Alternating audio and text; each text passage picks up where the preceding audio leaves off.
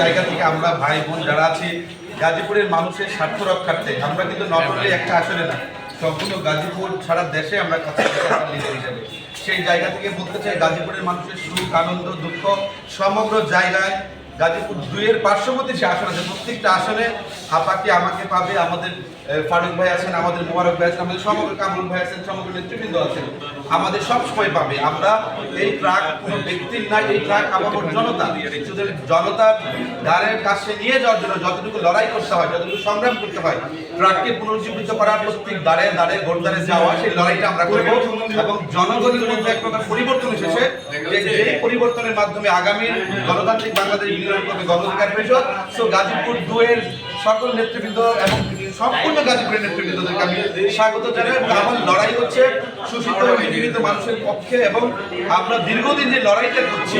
যে কিভাবে আমরা আরো এগিয়ে নিয়ে যেতে পারি সেই জায়গা থেকে আমরা বলবো যে আপামর জনগণের দ্বারপ্রান্ত থেকে সুযোগ আমাদের পৌঁছতে হলো এবং সেই সুযোগকে আমরা কাজে লাগিয়ে একটি জনবান্ধব গাজীপুর পরিচালনা গাজীপুর এবং সকলের জনগণের দৃষ্টিতে গাজীপুরকে পরিচালনা করতে পারবে। ধন্যবাদ সবাইকে। আপনি নির্বাচিত হলে সবার আগে কোন বিষয়টা গুরুত্ব দিবেন? আমার নির্বাচিত হলে একটা বিষয়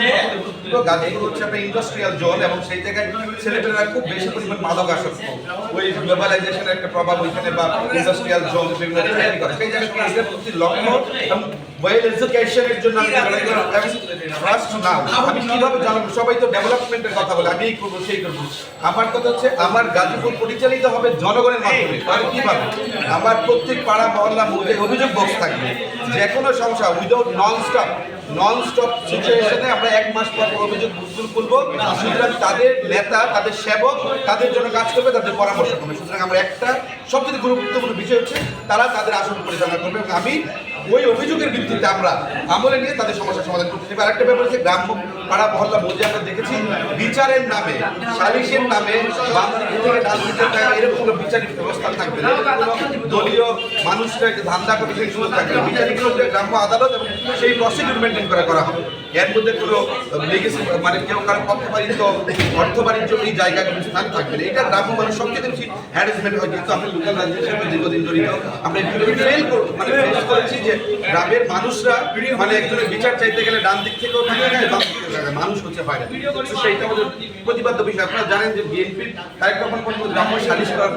বন্ধ করে দিচ্ছে, কারণ এই সালিশ করে আরো ঝামেলা লাগাচ্ছে। তো আমরা চাই গ্রাম্য আদালত একটি কনস্টিটিউশনাল প্রতিষ্ঠান, সেই সাংবিধানিক প্রতিষ্ঠানের মাধ্যমে আমরা মানুষের সমস্যা সমাধান করার চেষ্টা করবো এবং গাজীপুরের ট্রাকের বার্তা প্রতি ঘরে ঘরে আমরা পৌঁছে দেওয়ার চেষ্টা করবো। ভাই দীর্ঘদিন তো মানুষ ভোট দিতে পারে না, যারা বিশেষ করে তরুণ ভোটার তারাই পর্যন্ত ভোট দিতে পারে না, তাদের উদ্দেশ্যে কি বার্তা দিবেন আজকে?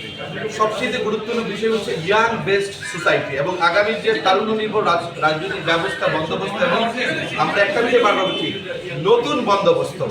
এবং নতুন বন্দোবস্ত কিভাবে হবে, ইয়াং বেসড সোসাইটি তৈরি করতে হবে এবং সেই জায়গা থেকে আমরা আমাদের যে লড়াই সেটা আমরা চালাবো এবং তরুণ নির্ভর